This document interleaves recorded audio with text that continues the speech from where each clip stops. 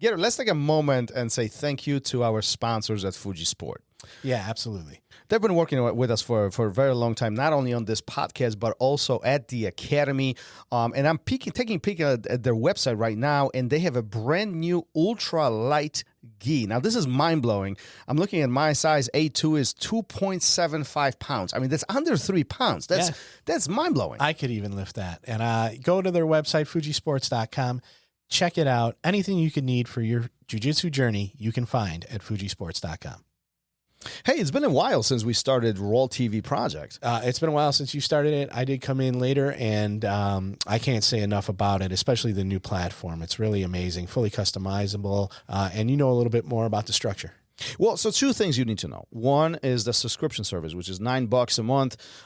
You can get access to hundreds of videos, hundreds of drills, techniques, and so on in a very nice library categorized as you need them. But two, different lessons. You can actually purchase those individually and you own them. So the subscription is not tied to it at all. You can look at things like spider guard, half guard sweeps, half guard chokes, folding pass, and so on. There's so many of them out there. So take a look and see where you need help with the videos, right? 30% if you type in ROL Radio as a code. Who doesn't like saving money? Go to rolacademy.tv. What's up, everyone, and welcome back. If you haven't already, please remember to hit the like, share, subscribe, download, listen, and whatever other button there is, and leave us a review wherever you do listen. That ensures that we can continue bringing you the great guests and amazing content that you have come to expect. This episode's guest once hated competition, but has grown to love it and eventually became a full-time competitor. Tomer Alroy discusses the pressures of competing and why pushing people to compete might not always be the right thing, a growth mindset versus a fixed mindset, why competing is important even for the hobbyist, and the most important thing his psychology studies have taught him. Here's the ROL Radio with sports psychology student, blogger, personal trainer, former Krav Maga instructor for the Israeli Defense Forces, and BJJ black belt at Soul Fighters Israel, Tomer Alroy.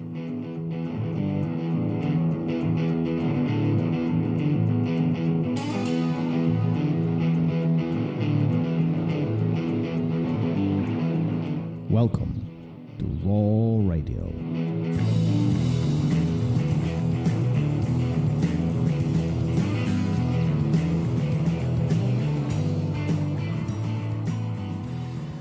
And we're live, and it's one of those episodes where I'm here by myself. Gary is not feeling well, and to be quite honest, we were supposed to shoot this episode on another day. We postponed it, and thanks to our guest flexibility, we are here today, but Gary's still sick.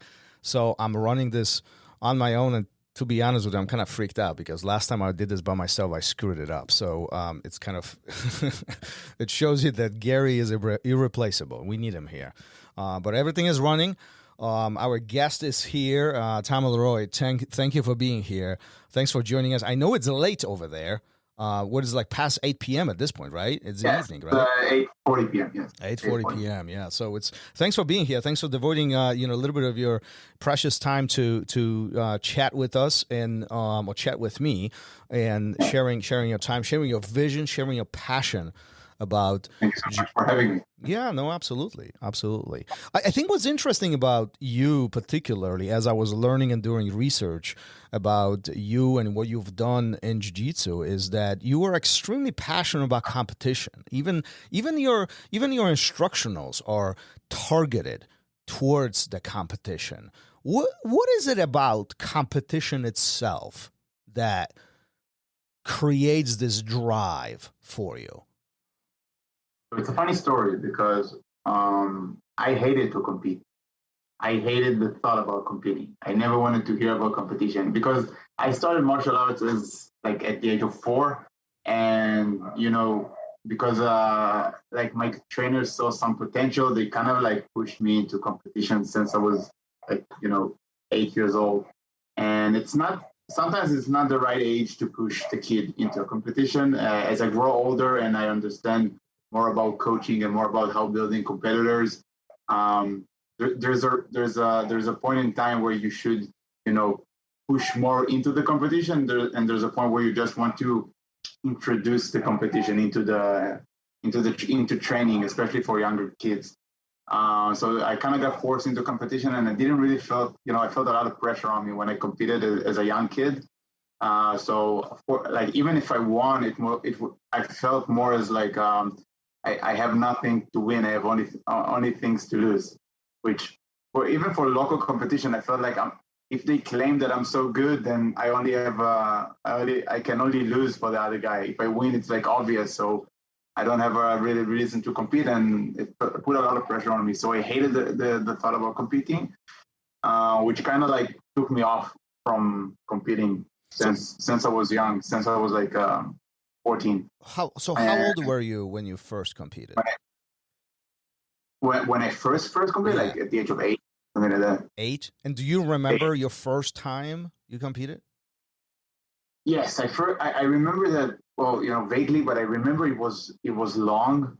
The competition wasn't really organized really well, so we came at like 8 a.m. in the morning, and then I was supposed to fight at like 10, and then 12, and then 1, and then like it goes on, and the pressure, especially for a young kid, I was like, I just want to compete, and I would just want to compete, and put a lot of pressure and put a lot of like mental burden on me. So I just felt like I don't want to hear about this again until next year. That was the only thing I remembered from competing at a young age, and then life goes on, and I recruited to the army, and when I finished my army service in Israel, I flew to Thailand. I just wanted to train. I just traveled the world and train, and I found this amazing place in Thailand, in Phuket Island, called the Tiger Muay Thai. Mm-hmm. Now it's pretty famous, but back then it was just growing, and there was a lot of like young MMA athletes that came and came and trained there. There's a lot of UFC guys, champion UFC guys that are now UFC champions that started training there. Alexander Volkovsky was there, and Peter Yan was there. I trained with them a lot when I was training there. But it was just for fun. I just flew to compete and just, see other coaches and other instructors and other, techniques and all that. When I came back to Israel, my now professor, his name is Amir Baron, he came up to me and told me like, why would you compete? You're so good, then just try it. And I told him, I don't want to. I don't like to compete. I don't like the thought about competing. And he told me just, no, don't worry about it. It's just a small competition in Cyprus. We're going to go out and you have like 1 or 2 fights. We're going to party after that and all that. And he kind of like tapped into this young mindset, traveling mindset that I have back then, where he put the focus more about the after parties and less about the competition. And I was like, what, fuck it, let's try it. What I have to lose. It's not in Israel, then nobody knows me, then let's try it. What I found out later on is that he actually already bought the ticket. He talked with my father to buy the ticket before I even agreed to compete. So I didn't even really have a choice about competing. But yeah, I went, I competed there. I was a purple belt back then, and I had a really good competition. I won, but it was such a different experience. Of course, winning puts a lot of fun into it, but the experience was way different. I felt different. The pressure was different. He helped me deal with the pressure differently, and I was a little bit more, mature. After I did my army service and all that, I kind of felt like, if I did everything in the army, then what is competition? I can deal with that. And I had such a good experience that I just wanted to compete ever since. So what do you think? What do you think was that changing point? Was that a different coach? Was it the fact that you were more mature because of your service? Was it the fact that you were older and perhaps, not perhaps, your mind was working differently? Maybe you were more experienced in jiu-jitsu and that gave you the ease of it. Which one out of those, or maybe even something else, that allowed you to be more successful? Yeah, I think 100% will be the coach, because he kind of like showed me the way. It's a combination of all the things you said, because without the right mindset, you're going to have the best coach in the world, but you're not going to be able to overcome. At the end of the day, you need to walk through the door. He shows you the door and you need to walk through it. You eventually, like we say to our competitors, we can coach you to a certain point. At the end of the day, you're fighting alone on the mat. So, the athletes that are relying too much on their coaches, it's a problem. But at the certain point that I was in back then, I needed that coach who can push me a little bit more towards that door. And the mindset that I have from the Army and from my experience back then kind of helped me push through that door and go back on the mat. That was something that I really didn't want to do. And the thing is, like I told you, it's not about the winning experience that really helped me. I just enjoy the competition, because the next competition I did after that was the IBJJF Europeans in purple belt, which you have like 70 competitors. It was one of the toughest competition ever, and I lost. Like I wasn't ready for that level of competition, but it didn't stop me, because I remember like the moment I lost, and I lost to, by the way, to Jonathan Gracie, which is one of the top black belts right now. He was a purple belt back then. Nobody knew him back then. He was my first fight, and after I lost, I just stepped off the mat, and I told my coach, like, I want to compete every month now. Let's find as many competitions that we can, and I just want to be really good right now in competing. I just want to find out the secret pattern to success in competition. All right, so talk about that match for a moment. So you step on the mat, you're prepared, you're ready. This is this is as big as it gets. I mean, besides Europeans, you got Pan Ams, there's Worlds, but all of them are equivalent as far as prestige and size. There's a lot of, especially today, guys fly across the ocean, to compete in each. So the competition is pretty steep in those. You step on the mat, you are prepared, and then things clearly don't go your way. I mean, it is what it is. There is no success. What is going through your mind? Why are you saying, I want to do this again, even though you lost? Because most people would say, screw this, I'm done. This is not working.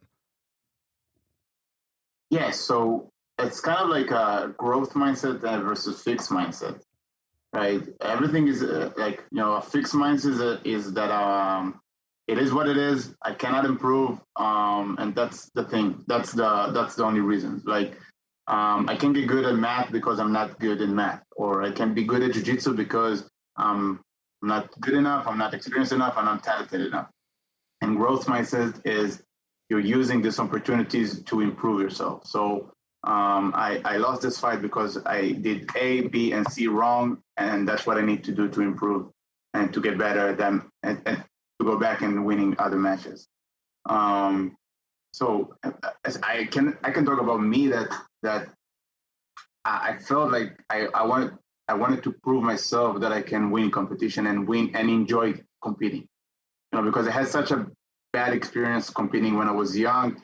I just wanted to find, first of all, to prove to myself that I can compete and enjoy competing and winning at the higher level, and B, to find a way to help others compete and enjoy competing and reach their goals in competition.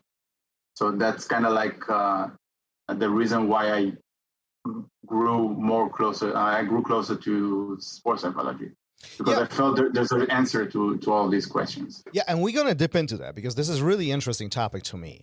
But before we talk about the psychology part of jiu-jitsu or just human psychology, I feel like you are a unique person in that aspect because, I've been on the mat for a couple of decades, and I have there's students that I interact with and so on. And I think majority of people are extremely hesitant to step on the mat step in the competition for the very first time.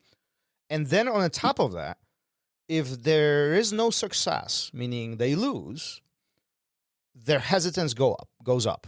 There is this, okay, I knew this wouldn't go right. It didn't go right. So why would I do it again? Right. And I know you're talking about this growth mindset, but it's so hard to overcome that. I'm sorry, go ahead.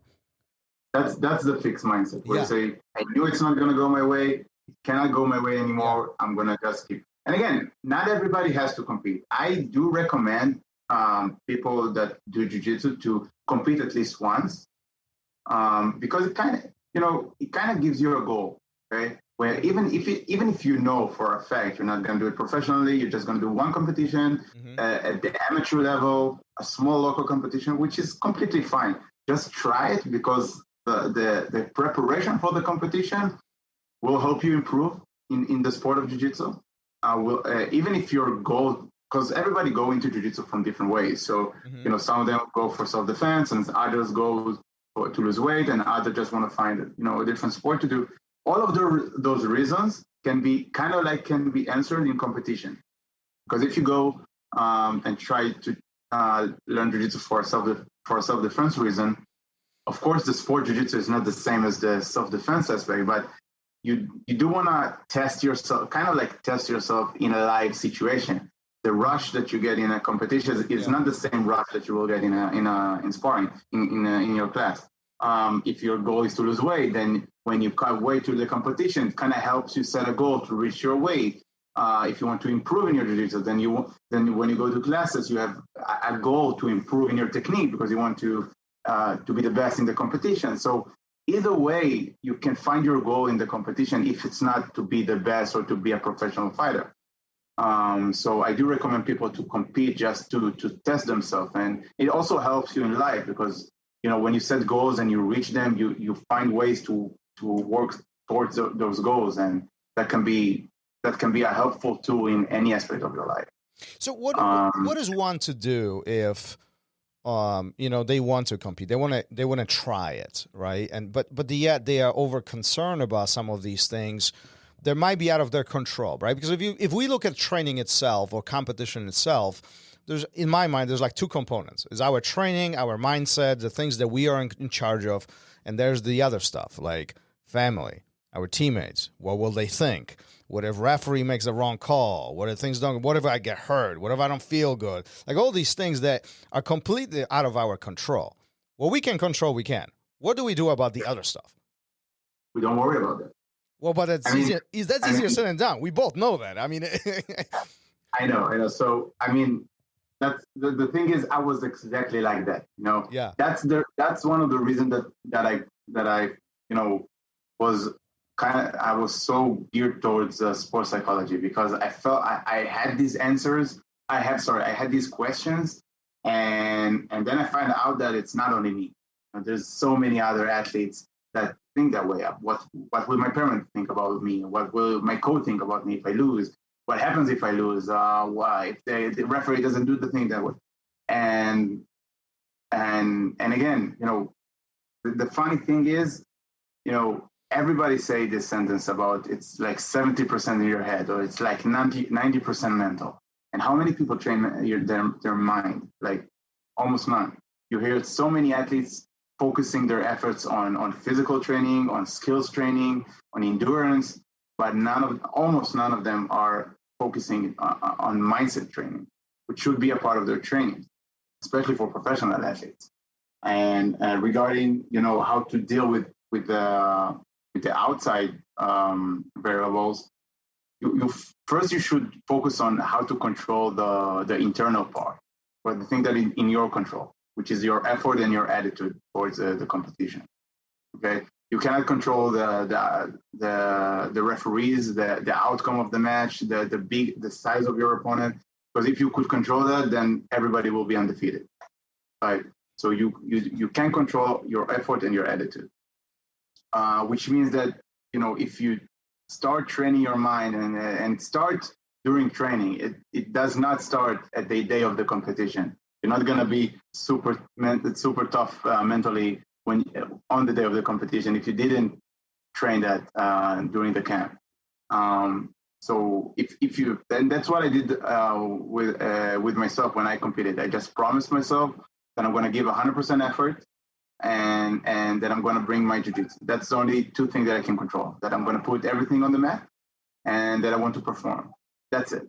Whatever happens, if I lose, I lost, and I should learn from that. But usually when I fought like that, where I wanted to, well, my focus was on performing, not about proving or winning the medal, I fought the best, and I usually won. And if I lost, that means that the guy was better than me, and I just need to study this match, see what I did wrong, improve, and then do it again. So talk a little bit more about that preparation, because I feel you're right. I mean, a lot of professional and amateur competitors, they focus on the physical component. They focus on the jiu-jitsu, the technique, chaining, smoothness, and so on, blah, blah, blah. And then there's a physical component, cutting weight and being strong and so on. But the mindset often is underestimated, often ignored. What would be, give us some tips, give us some secrets here. What would be, a points of focus for you, particularly when you are getting ready for competition? How do you set your head? How do you set your mind on the right track to make sure that you're progressively getting closer to that point of performance? Well, so again, as I talked before, your focus should be on performing and less about the outcome. Mm-hmm. Because like you said, you can't control the outcome. So your focus during the preparation should be on your performance and on your skills, right? So you focus on your guard passing. We divided into, when we set goals to our athletes, we divided into 3 different aspects. Okay, you have results, you have performance. For example, like results can be winning like 5 gold medals in local competition. Right. Performing can be, passing everyone's guard, or not getting scored on, mm-hmm. which is not easy. I'm not saying it's like, it's an easy goal, but that's the difference. So, for example, if I set like a few results goals during the year, I want you to win like 5 small competition, getting 5 gold medals in the small competition. Where I see the athlete dominating in those small competition, I tell them, okay, now I want you to do the open class as well and win those divisions. And if it's really small and it's really hard for him to do the open class, then I tell them, okay, I want you to not get scored on or just play on top. Like, don't pull guard in any of those competitions. Even if you're like feeling this guy is really good on top, okay, don't pull guard. Try to wrestle with him, try to take him down, and try to be on top all the time. And get them out of their comfort zone. That's something that, build an overall athlete, because the goals are different. If our main goal is to do the world championship, which we have, by the way, on November, we compete in an organization called JJIF. The world championship is in Abu Dhabi. It's a country-based organization. So we're not fighting as a sole fighters, which are this is our affiliation. We're fighting as the Israeli team. So we have a national team, and all the teams are preparing for this competition. You fight against different countries. So it's pretty exciting. So the whole year we had a preparation. We do small competition to prepare them for the bigger competition. So we find the small competition that they can do a lot of fights, and basically we don't care about the medals. Of course, we want to show we brought a lot of gold medals, but I told them, screw the medal for a second. I told each athlete what to do specifically. I told them, I want you to take everyone's back in this competition. I want you to do as many sweep or as many point or as many submission that you can do in those fights. Or if I know we have some good young purple belts that are way better than their competitor, I tell them, okay, I want you to dominate. Try to submit all of your fights. It's not easy, if the guy is fighting and you're leading by 4 points, some athletes will tell themselves, screw it, I'm just going to wait 1 minute. Mm-hmm. And I want to work on their mindset in those minutes, because, trying to be dominant can, one, scare your other competitors. When they see you win, every match by a submission, they think twice, they are getting scared. And 2, sometimes you need to know how to push the pace even if you lose, right? So I tell them, don't think that you're in the lead for this fight, even if you're like 4-0. Think that you're losing all the time and try to push the pace, because the moment you will have to push the pace, you will get familiar. That's how you drill competition. And then we reach the bigger and stronger competition, where I tell them we have specific strategies for each competitor. And then we reach the worlds, then we have a specific camp that we start now, actually, with Eric Muniz. He's in Israel right now. So do you think, with that being said, do you think that strategy is important during these points of test when you're competing against your competitors on the various levels, various events? In the bigger competitions, yes. I would suggest to have a strategy. Of course, not, for some divisions have like 60 people. So we're not going to prepare like 60 strategies for 60 different athletes. But we know because it's divided into under 16, under 18, under 21, and adults. Which adults is basically like from 18 and above, but it's usually like 18 and 21 plus, because the guys that are under 21 will compete on the 21. And we focus the strategies on the adults and a little bit on the under 21. And if we know some good guys in the other division, we prepare for them. That the guys that were on the podium last year or something like that. But it is important. You should have a strategy in the bigger events. So how do you build that strategy? Is it the moment of, you are there, you see who is in front of the competitor, and you're developing, we know that this guy is a phenomenal guard passer, so we will create a counterpoint. We won't allow him to be in a point of comfort, and we will create this. Or this is done way, way earlier, where these guys are getting shaped into the position of competing during the training camp. Kind of both, because we do a lot of match studies. And we sit down, we know the teams, we know the other teams, we know a little bit of what they work on, and we know a little bit about their competitors. So we do a lot of match studies about the competitors in the categories, and it's some of the strategy that we build, during the competition, because sometimes it's the guys that we don't know that we need to see what they do and how they act. And sometimes you can know the guy, you did the match studies about the specific competitors, and when you reach the competition, you see that he does some other stuff differently. It happens to us that we saw that one of the guys, his left side was way weaker than his right side. So we told one of the guys, you always pass to the right, you always pass to the left. Like, don't try to pass to his right. Just make him frustrated. Pass always to the left. Or we tell other guys, he likes to do a lot of beer balls, so stay on your knees, just frustrate him. Make him change his game, make him do something else, and then when you see the mistake, try to pass. Stuff like that. Mm-hmm. So it's not about specific technique, it's about that's where the mental game comes into play. Because there's a lot of psychology behind fighting, especially for the longer rounds. So for us in the JJF it's 6 minutes, but when we fight the 10 minutes round, it's way different. Oh yeah, I mean the 4 minutes makes a huge difference, especially if it's not your first round when you're going deeper into the bracket, right? I mean all that has a huge impact.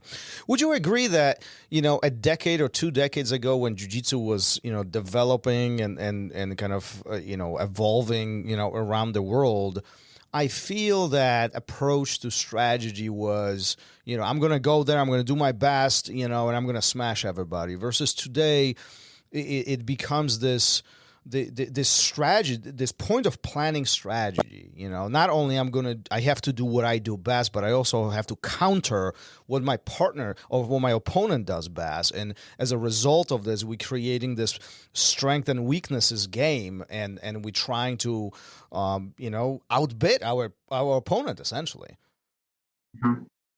100%. I think the sport is evolving a lot in the past few years, and especially like when you look at the grappling and the gi, there was so much development, so many new techniques, so many new guards, so many new attacks. So in addition to learning the defense and the techniques themselves, people are starting to be more effective in their strategies and in their planning, right? You can see it in a bad way and a good way. Like, you see a lot of people stalling because the fight is so long, they try to just, get the point and just stall the other, kind of like, people call it like a boring match, but as long as there's rules, there will be boring matches because people will try to play on the thin lines of the rules. But you can also see it in the recent ADCC that it was way different than the ADCC a few years ago. Oh yeah, it looks completely different in a good way. I mean, in a good way, you see many people are now escaping the legs. The emphasis was way on the takedown aspect of the fight. You see that the guy that improved their wrestling could really dominate the fight.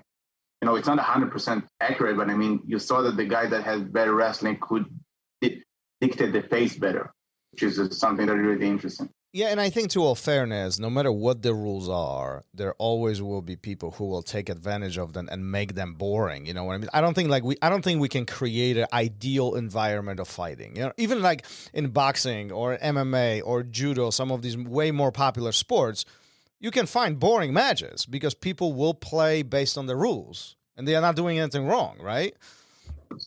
You can change maybe the penalties. So, for example, we fight in another organization called UWW. Yeah. It's United World Wrestling. Yeah.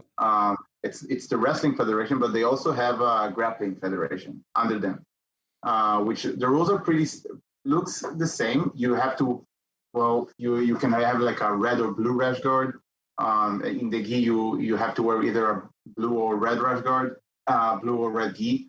The mat are the same, so it's like the circle mat of the wrestling, but the rules are a little bit different. So every time your back is on the mat, you get 2 points. That your opponent gets 2 points. So of course, if he took you down, it's 2 points. But if I pull guard, it's 2 points as well. Oh, okay. If you sweep me from side to side, let's say you have side control, right? You get 3 points for the side control, not for the pass, for the side control. Oh. If I sweep you from side to side, I get 2 points for the sweep and 3 points for the side control. Okay. If you push you out of the mat, like out of the circle, I get 1 point. So, and for example, if I did pull guard and you got 2 points, if you do nothing, if you just stay on your knees or just standing without trying to pass, you get penalties, and every penalty is 1 point for me, right? So, like 2 penalties, I get 2, and another penalty, I get 3 points. So I kind of like I surpass you in the points system. So it puts a much more emphasis on pacing. See, so the fights are like 5 to 6 minutes, and the pace is really high. So the matches are way more interesting, because if I pull guard, I have to keep attacking to even the score. And if you are on top, you have to pass all the time. And when you see a lot of action, one of the guys can do a mistake. So if you try to pass, like you either passing my guard or you're trying to pass, you do a mistake, I can sweep you. So you see a lot of actions, a lot of submissions, a lot of takedowns. So we're really interested. So that's a kind of like a rule, like an interesting rule set. Yeah, and I think, you know, as you talk about these different organizations and different rule sets, is really that's what makes the fight, right? The rules of engagement, right? Because we often talk about, I mean, like there's this never-ending conversation in jiu-jitsu world. There's like gi versus no gi, you know, ADCC versus IBJJF, you know, which one is better? You're gonna, you know, and which one is more entertaining, you know, and we can talk about this for hours, you know, and I just feel like we'll never find the right answer. Because whichever rule set you enter in, that's the rule set you need to play by. You can't. It wouldn't be fair to say. Sport. That's how I think you should look at it. Say it again. It's a different sport. Yes, absolutely. That's how I think you look at it. You know, the gi game is different than the no gi game. Yep. And you shouldn't look at it as the same like sport. Yeah, that's right. You're trying to compare like judo to wrestling. Absolutely, 100%. 100%. Yeah. 100%.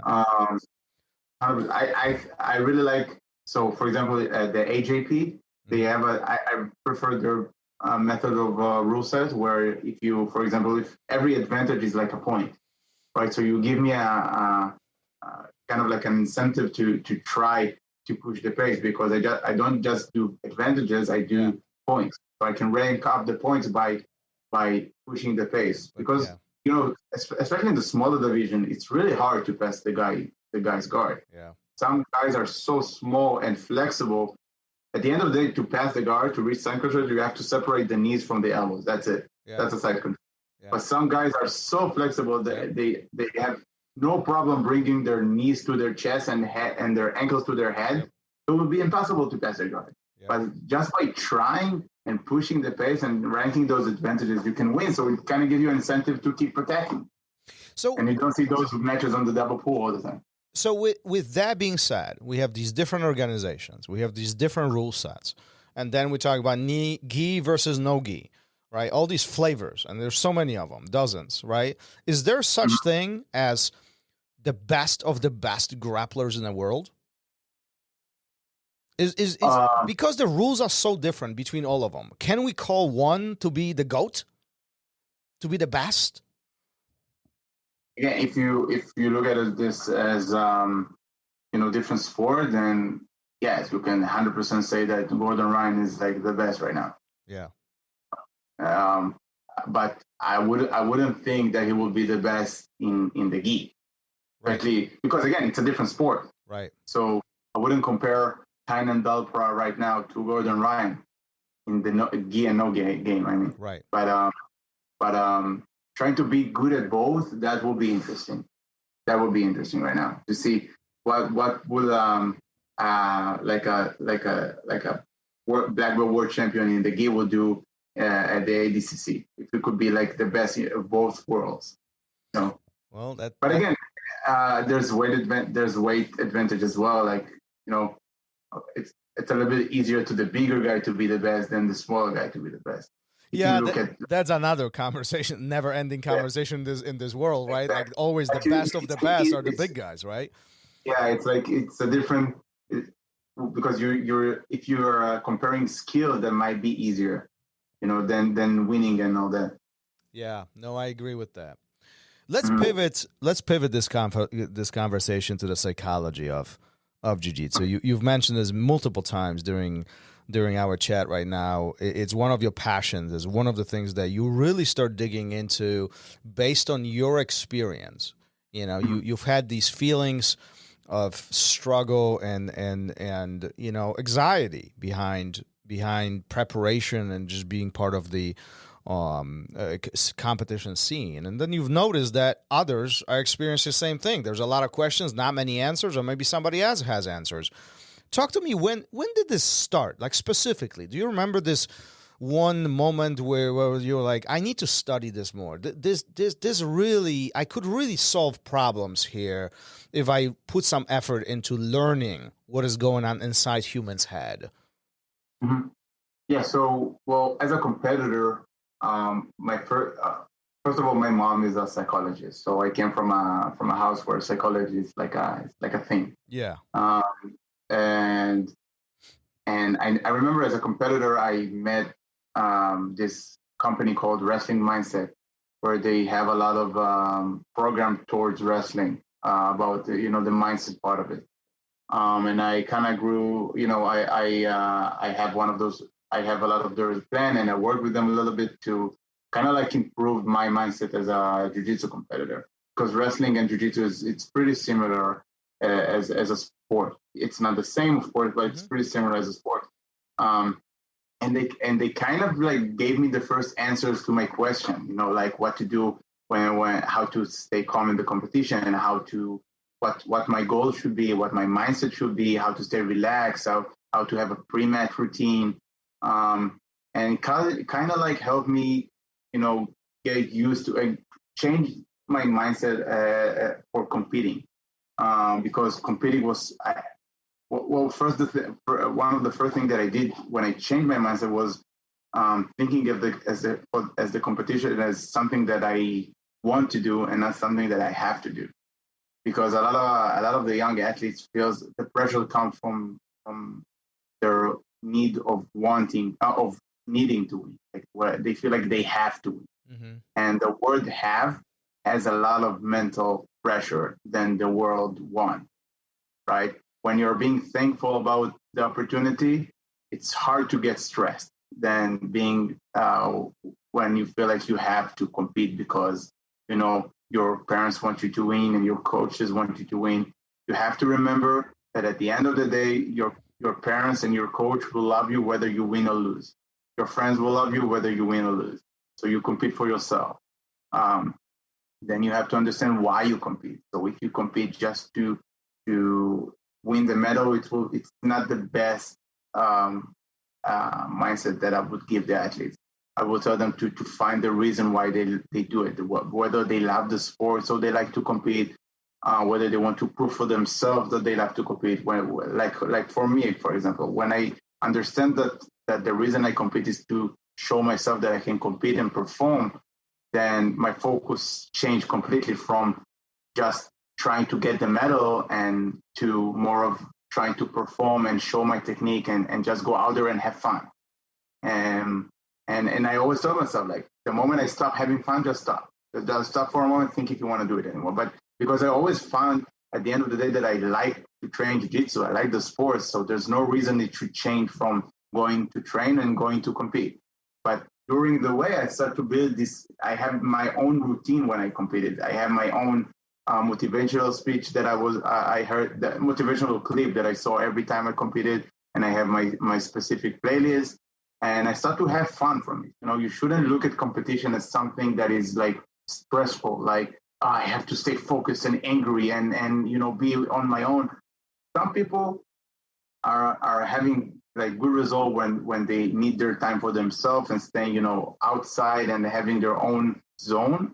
I felt I did much better when I have fun in the competition. So like I talk to my friends during training, so I do it when I compete. So I stayed closer to my friends, talked to them, laughed with them, heard some, not trying to be like serious about this. Then I felt way different. I felt way more relaxed. So at the end of the day, when I came to compete, I was way loose. That goes as well to whether you should warm up before your fight, yes or no. So I think definitely yes, because it's still a workout. You have to prepare your body for it. But it depends on the athletes. So some athletes, they are used to not warming up. So I wouldn't change that. If they have success in competition and they're not warming up, then keep it that way. But especially for younger athletes or for beginner athletes that are trying to compete, try to do a warm-up that you feel good with, that it's closer to what you do in the gym. So if you do some solo drills and then some drills with your partner, just take your partner, do some drills with them, some basic warm-up drills, and then go out there and compete. I like to do a really good workout, a really good warm-up before I competed. So it was like some yoga stretches, then some solo drills or drills, specific drills with my friends, and then some flow roll. Because you, like in training, you don't go from running in circles to the sparring. You do some running, then some drills, then some techniques, then you do specific or regular sparring. So you have to do it the same in the competition. That's where you feel way comfortable. You mentioned something interesting that I think a lot of people will be thinking about listening to this conversation. You said the competition is not much different from your training. You're trying to create the same mindset across, and that removes all the pressure, all the anxiety from competition itself, right? Essentially, we are just training. We are just doing the same thing as we were doing in the academy. But let me challenge you on that a little bit. Is it really the same? I mean, we like you look at Worlds or Europeans or Pan Ams or ADCC. It's completely different venue. I mean, there's thousands of people looking. So let's pause for a minute and differentiate the professional from the amateur. Okay, fair enough. Right. Fair enough. So let's take a local tournament.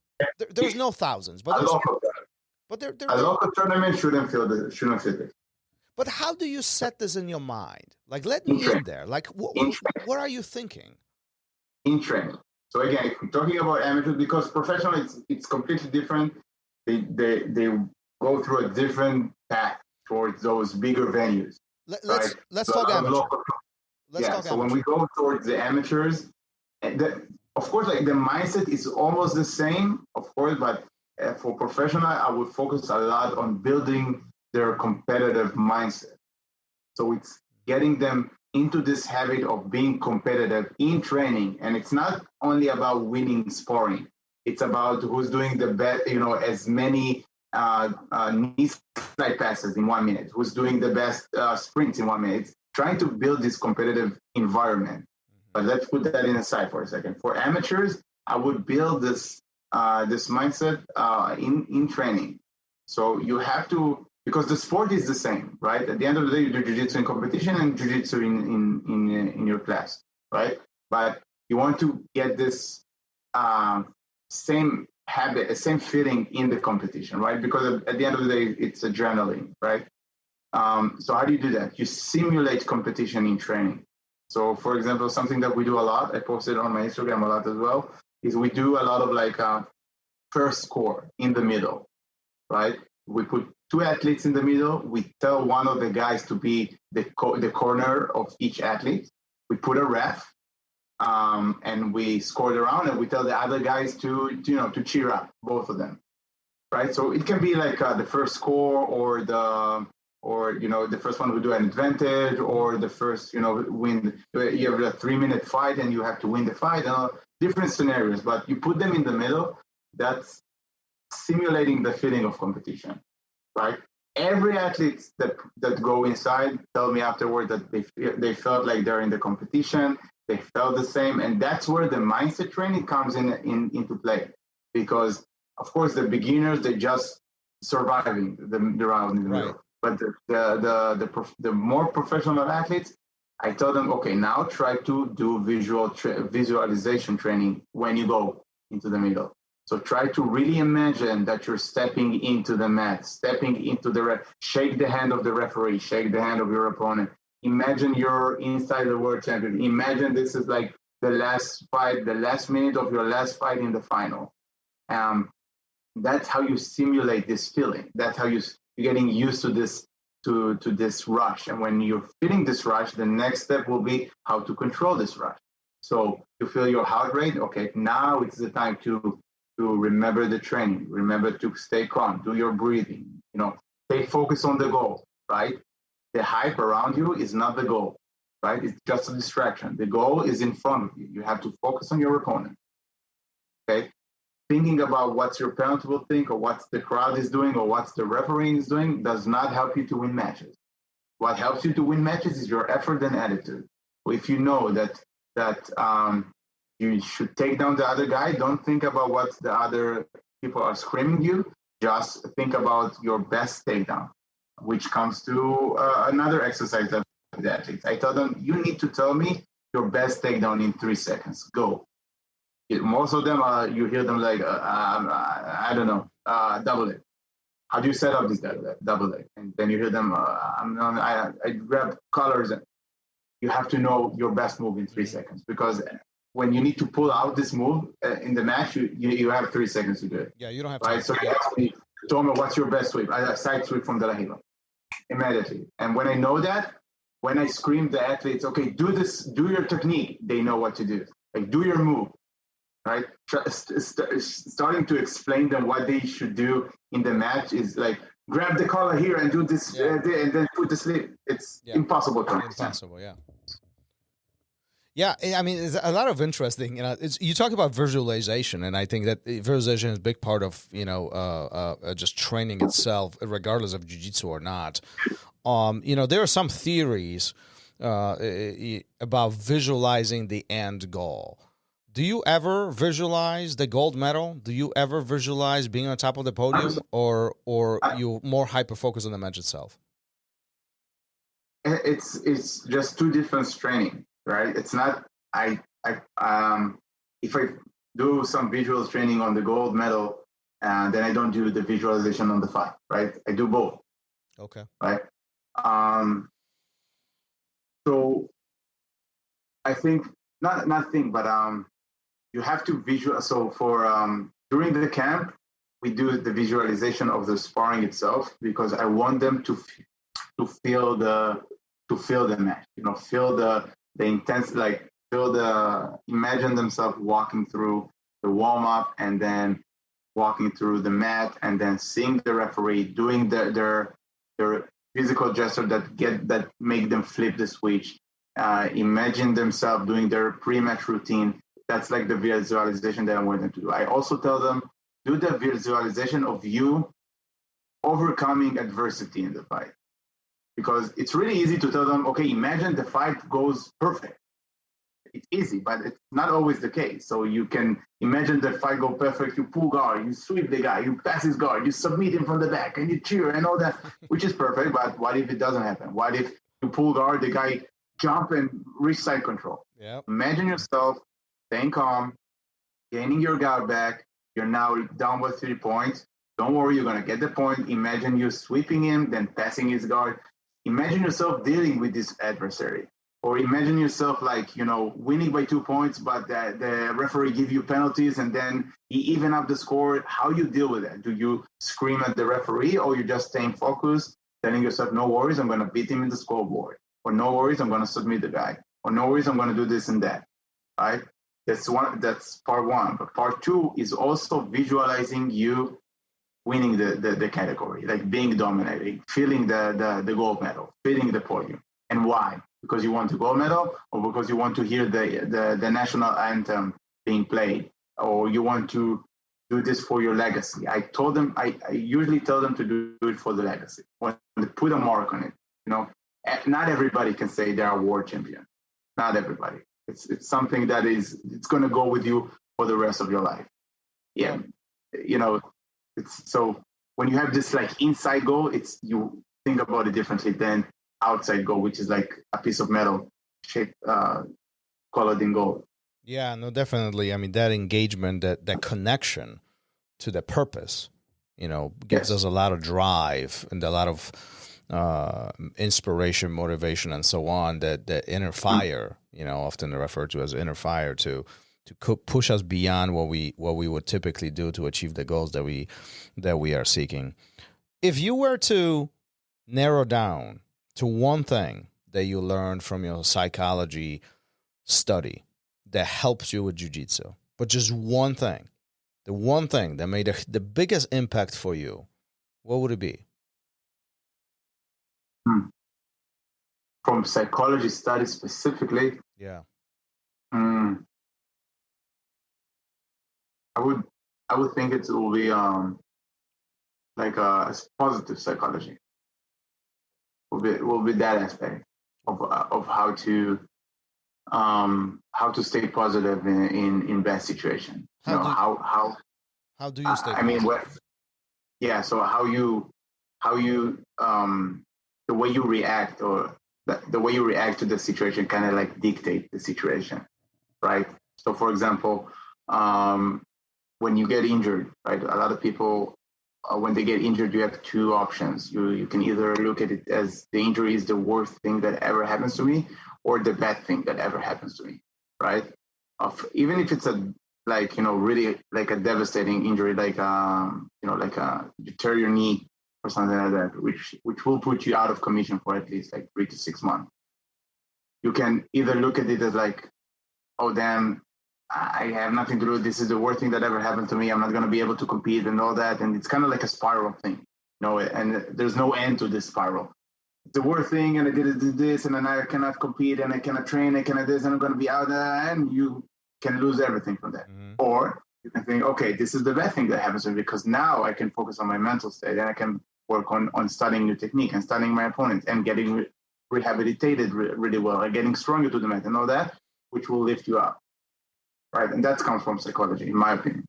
Yeah, no, that most definitely. As I'm thinking about what you're saying, is often we do focus on how much on the negative, yeah. How much life sucks and everything that is happening to us versus taking an opportunity. Gary and I, we were talking about this recently. Pandemic takes place, and places get shut down. Many jiu-jitsu places go out of business and all that, and it sucks all around the world. But this podcast wouldn't exist if pandemic didn't take place. Like that, legit. Like we've had an opportunity to talk to 100+ people around the world because of that. And now, obviously, pandemic is fading away, or it's almost gone, or whatever. However you slice it, and we're still talking to people. So, like, there's always a positive that you can draw from a situation. But it's really all dependent where your mind is and what's your perspective on life and this particular event that you're surrounded by. Exactly, and let's go back to the fixed mindset versus growth mindset. Absolutely. You can, and when you adapt it into your life and into the sport, sports psychology can really be only looked at as for sport, but it's also applied to life, right? Because being a champion in sport, being a champion is like a mental state, right? You can be a champion in your sport, but you can also be like a champion in your life. Yeah. Right. Mm-hmm. No, absolutely. Well, we've been at this for almost an hour. What a fabulous, amount of information and stories coming from you.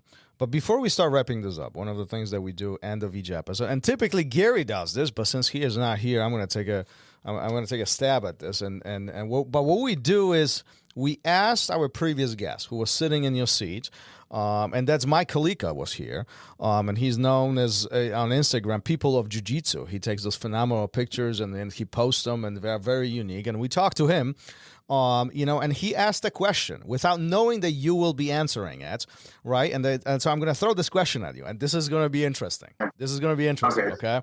So he asked, if you were to give up your best technique and give it to somebody else for them to benefit.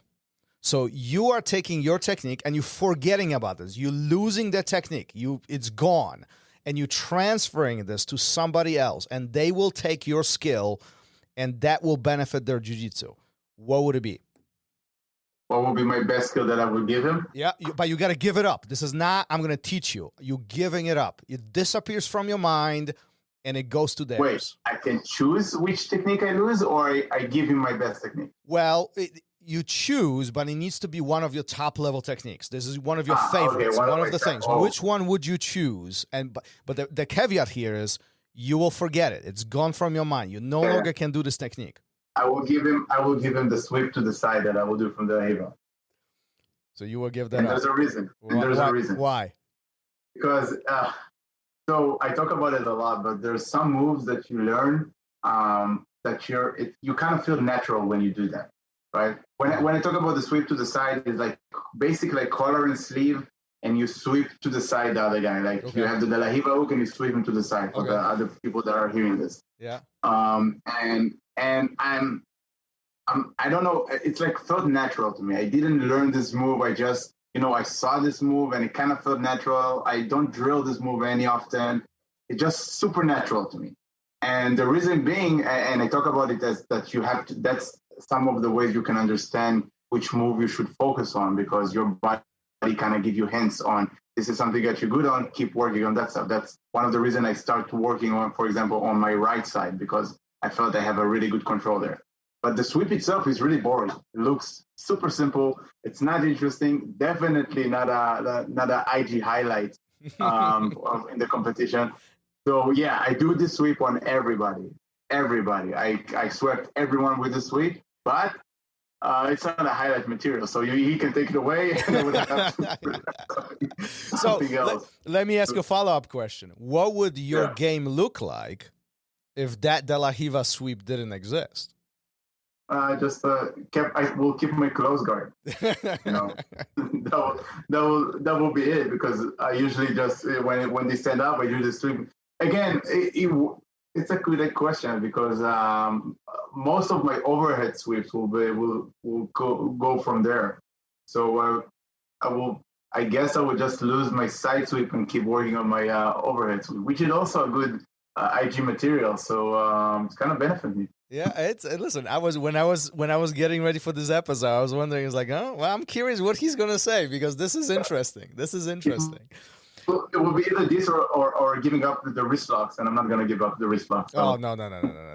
Don't talk about that. Wrist locks are a must, at least in my book. So. Everybody grips you. You gotta attack the wrist. Listen, you trained around the world quite a bit. You often talk about AOJ, Mendes brothers making a huge impact on you. Before we start wrapping this up formally, what's the difference between jiu-jitsu around the world? What's the difference between Israel, Europe in general, US, all scattered everywhere, Abu Dhabi and so on? What's the biggest differences that you see exploring jiu-jitsu and watching it all around? Yeah, it's an interesting question. So I can say about Israel that one of the huge advantages that we have here for the sport is that we have a really good federation that supports the sport. We have a funding from the government, and the federation supports the athletes that compete in the JJF. That's why we compete a lot in the JJF, because if you get a medal there, you're gonna get a scholarship, and then you get and they support you. They fund your competition outside of Israel, and the flights and the accommodation, and the federation itself helps to bring a lot of athletes train with us and to teach seminars and do boot camps with us. So that's one of the reasons it helps us grow the sport to a point where, you know, the jiu-jitsu in Israel is really strong, and we can bring achievements from. We have a lot of like European championship champions from the recent IPJJF that they did in Europe. So it helped us grow the sport. But you know, when you look at the jiu-jitsu at the US, it really got systemized. See how they kind of like develop and improve their system of building champions and building competitors and building a system of jiu-jitsu. And that's one of the things that I think that I saw the mentors are doing. First of all, they build a brand. So it kind of, for me, I looked up to them as competitors, but also as business owners and coaches. And I go there every year to train with them, to train with their athletes, to learn, you know, new techniques, but also to learn how they coach their competitors and how they coach their other groups and how they run their gym. It's really interesting. It's like, I highly recommend everybody just to go out there and train with them, because it's a really unique experience and a really cool place and a really cool area, by the way.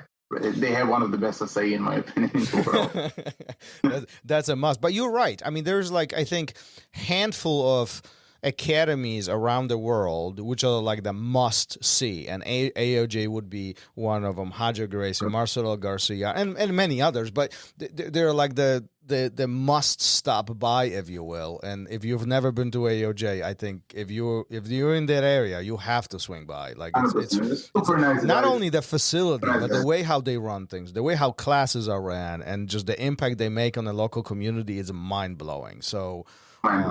Yeah, highly encouraged. Highly recommend just checking out. They're super nice guys. They're really welcoming. The area itself is really, really cool, and you can go to the beach and eat good food there and train. So it's a really good experience, and you can learn a lot by going there. Phenomenal. Well, before we wrap this up, where can people find you? I mean, I think there might be a lot of questions generated from this episode, from this conversation, from psychology to strategy to competition in general. Where can listeners reach out to you? How can they connect with you directly? We'll post all the links in the show notes, but talk about that a little bit. Where are you accessible? So the best place to reach out for me is just my Instagram. I have 2 pages of my Instagram. I have one which is Tomer Alroy. That's my main page, where I post a lot of the techniques and the mindset and the psychology part.